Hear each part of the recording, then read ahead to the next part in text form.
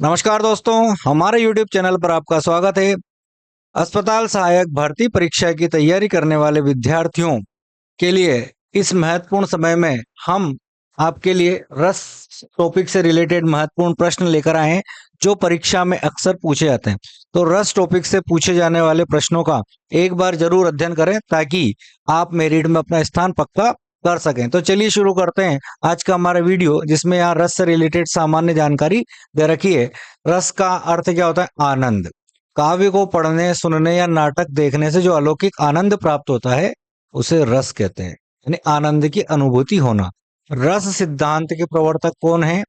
भरत मुनि जो है उनको रस सिद्धांत का प्रवर्तक माना जाता है। उन्होंने अपने ग्रंथ नाट्य शास्त्र, भरत मुनि के ग्रंथ का क्या नाम है? नाट्य शास्त्र में रसों की व्याख्या की है और प्रसिद्ध रस सूत्र दिया है। महत्व क्या है? रस को काव्य की आत्मा माना जाता है। काव्य की आत्मा क्या है?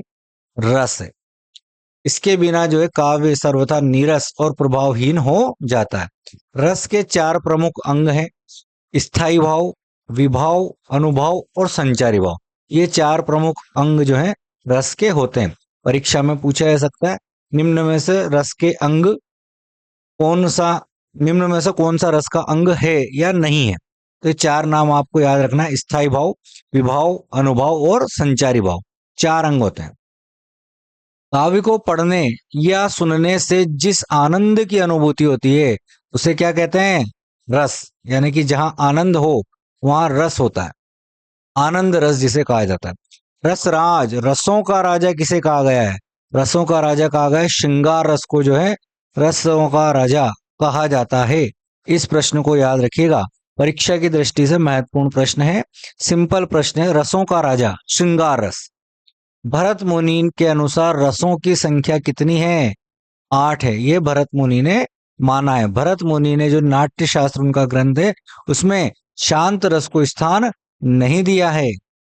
अगला प्रश्न है, हिंदी व्याकरण में मूलतः सामान्यतः रसों की कितनी संख्या मानी गई है? 9।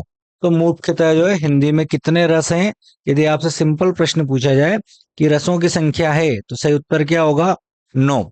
पिछले प्रश्न में आपने देखा भरत मुनि के द्वारा पूछा गया, तो यहाँ भरत मुनि, यहाँ पर जो है इनका नाम आएगा कवि का या लेखक का, कि भरत मुनि के अनुसार जो है कितने रस हैं? तो 8 रस होते हैं, जबकि वास्तविकता में कितने रस हैं? 9।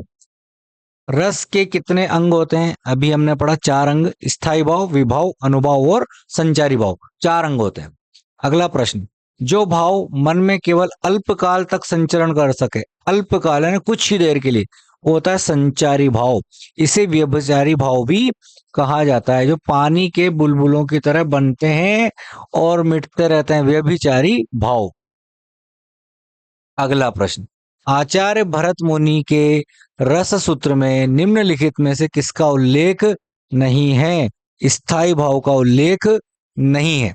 स्थायी भाव उन्होंने नहीं बताया। भरत मुनि का जो रस सूत्र है उसमें उन्होंने स्थायी भाव का वर्णन नहीं किया है। संचारी भावों की कुल संख्या कितनी होती है? 33। कितनी होती है? 33। सात्विक अनुभावों की संख्या कितनी होती है? तो सात्विक अनुभाव जो है 8 प्रकार के होते हैं: स्वेद, रोमांच, कंप, अश्रु। सात्विक अनुभव क्या? जो हम फील करते हैं, जैसे कि, या जो हम महसूस कर सके, जो हमें देख सकें। जैसे स्वेद, स्वेद मतलब पसीना। पसीना जो व्यक्ति का दिखाई भी देता, महसूस भी कर सकता। रोमांच, जब शरीर में जो है कपकपी छूट जाए, रोमांच हो। कंपन, शरीर में कंपन, अश्रु, आंखों से आंसू आए, तो ये जो सात्विक अनुभव कहलाते हैं। विभावानुभाव व्यभिचारी संयोग द्रास निष्पत्ति, यह प्रसिद्ध सूत्र किसका है? भरत मुनि का है। भरत मुनि द्वारा जो है इस सूत्र को दिया गया है। अगला प्रश्न, श्रृंगार रस का स्थायी भाव क्या है? श्रृंगार रस का स्थायी भाव जो है रति है। याद रखिएगा, श्रृंगार रस जो है रसों का राजा कहा जाता है। अगला प्रश्न है, करुण रस का स्थायी भाव क्या होगा? तो करुण यानी कि दुख होना, तो शोक। करुण रस का स्थायी भाव क्या है? शोक। रौद्र रस, रौद्र यानी कि शत्रु या विरोधी के कार्यों से मन में उपजा रोष, क्रोध कहलाता है। तो रौद्र रस का जो है स्थायी भाव होता है क्रोध। विभत्स रस का स्थायी भाव घृणा या जुगुप्सा शब्द आता है। विभत्स रस जो है कई बार परीक्षाओं में पूछा गया है। विभत्स रस क्या होता है? घृणा या जुगुप्सा कब होती है? घिनौनी चीजों को देखने या सुनने से उत्पन्न ग्लानि जुगुप्सा कहलाती है। यानी कि जब मन में घृणा, घिनौनी चीज, जैसे आपने कोई मरी हुई, सड़ी हुई, जैसे मरा हुआ चूहा देख लिया तो एकदम जो है घृणा का भाव मन में जागता है, विभत्स। तो वहां कौन सा रस होता है? विभत्स रस होता है। शांत रस का स्थायी भाव क्या है? निर्वेद या शम। शांत रस जो है इसका स्थायी भाव होता है निर्वेद। अद्भुत रस का स्थायी भाव क्या है? विस्मय या आश्चर्य होना। अद्भुत यानी कि अलौकिक वस्तुओं को जो हम देखते हैं तो अद्भुत आनंद आता है, तो वहाँ विस्मय, आश्चर्य का भाव होता है। वीर रस उत्साह का जो है उसका स्थायी भाव क्या है? उत्साह, यानी वीरता जहाँ स्पष्ट हो वहां उत्साह दिखाई देता है। वात्सल्य रस, वात्सल्य यानी कि प्रेम, वत्सलता या बाल रति, यानी बाल विषयक प्रेम, बच्चों से जो प्रेम होता है उसे बाल रति या वत्सलता या वात्सल्य कहा गया है। भक्ति रस का स्थायी भाव क्या होता है? भगवत विषयक रति, अनुराग यानी ईश्वर के लिए बहुत अधिक प्रेम। भय किस रस का स्थायी भाव है? भयानक रस का। भयानक रस का स्थायी भाव क्या है? भय। बुंदेले हर बोलों के मुंह, हमने सुनी कहानी थी, खूब लड़ी मर्दानी वह तो झांसी वाली रानी थी। तो यहाँ पर झांसी की रानी की ये पंक्तियां हमें वीर रस का अनुभव करा रही हैं। तो यहाँ कौन सा रस होगा? वीर रस। हे खग मृग हे मधुकर श्रेणी, तुम देखी सीता मृग नैनी। इन पंक्तियों में कौन सा रस है? तो इसमें जो वियोग श्रृंगार दिया गया है, श्री राम द्वारा सीता माता के वियोग से पशु पक्षियों से विलाप कर पूछने का वर्णन। हे खग मृग हे मधुकर श्रेणी, यानी कि हे पक्षियों, हे मृग हिरण से पूछा गया, हे खग पक्षियों से पूछ रहे हैं श्री राम कि तुम देखी सीता मृग नैनी, कि तुमने मृग के समान नैनों वाली सीता को देखा है? तो यहाँ वियोग श्रृंगार का वर्णन किया गया। किलकत कान घुटुरूनी आवत, मणिमय कनक नंद के आंगन, बिंब पकरीबे धावत। इसमें कौन सा रस है? तो यहाँ वात्सल्य रस है। बाल कृष्ण की घुटनों के बल चलने की सुंदर लीला का चित्रण किया गया। किलकत कान, कान मतलब काना, घुटुरूनी वनी आवत, घुटनों के बल चलकर आ रहे हैं, यानी कि वात्सल्य, बाल रति। एक और अजगरही लकी, एक और मृगराय, विकल बटोही बीच ही परियो मूर्छा खाए। एक और तो अजगर हैं और एक और जो है यात्री को मृगराय यानी कि शेर दिखाई दे रहा। विकल बटोही बीच में, और बटोही मतलब रास्ते में चलने वाला जो पथिक है, बीच में ही जो है उन दोनों को बीच में फंसकर जो है मूर्छा खाकर गिर गया। यानी कि यहाँ कौन सा रस है? भयानक, भय की अनुभूति हो गई। सिर पर बैठ्यो काग, आंख दो खात निकारत, खींचत जीभ ही सियार अतई आनंद उर धारत। इन पंक्तियों में कौन सा रस है? सिर पर बैठियो काग, यानी काग जो है कौवा कहाँ बैठा हुआ है? सिर पर। आंख दो खात निकारत, और उसकी दोनों आंखों को खाते हुए निकाल रहा है कौवा, यानी कि विभत्स, घृणा का भाव हमारे मन में जाग गया। तो यहाँ विभत्स रस है। अखिल भुवन चर अचर सब, हरि मुख में लकी मातु, चकित भई गदगद बचना, विकसित दृग पलकातु। इन पंक्तियों में कौन सा अलंकार? अद्भुत अलंकार है। कृष्ण के मुख में संपूर्ण ब्रह्मांड को देखकर माता यशोदा चकित हो गई। अद्भुत रस। अखिल भुवन चर अचर सब, यानी अखिल भुवन सारा संसार, चर अचर सब कुछ, हरि मुख में लकी मातु, माता ने जैसे ही हरि के मुख में देखा, चकित भई गदगद बचना, विकसित दृग पुलकातु, तो वह आश्चर्यचकित करने लगे, यानी कि आश्चर्य का भाव अद्भुत रस में होता है। अगला प्रश्न, राम को रूप निहारत जान की, कंकन के नग की परछाई। इन पंक्तियों में कौन सा अलंकार है?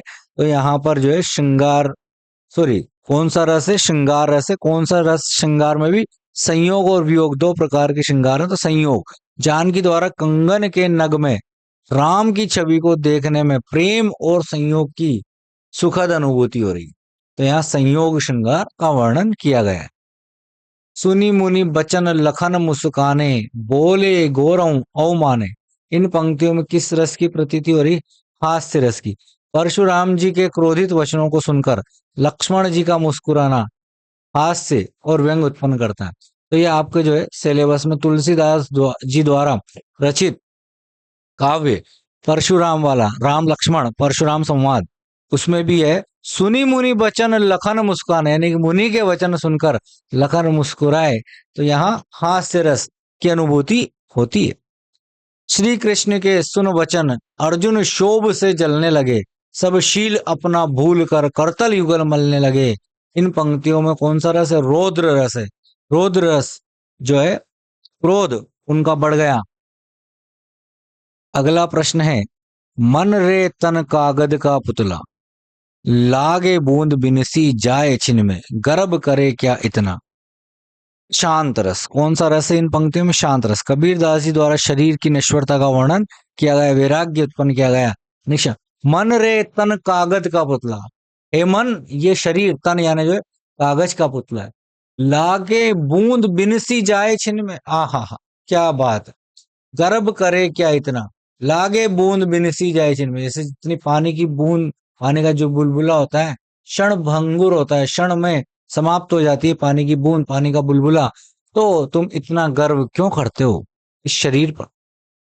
इसलिए यहां शांत रस। अगला प्रश्न, जिसके मन में स्थायी भाव जागृत होते हैं उसे क्या कहते हैं? आश्रय। यानी जिसके हृदय में भाव उत्पन्न होता है वह आश्रय कहलाता है।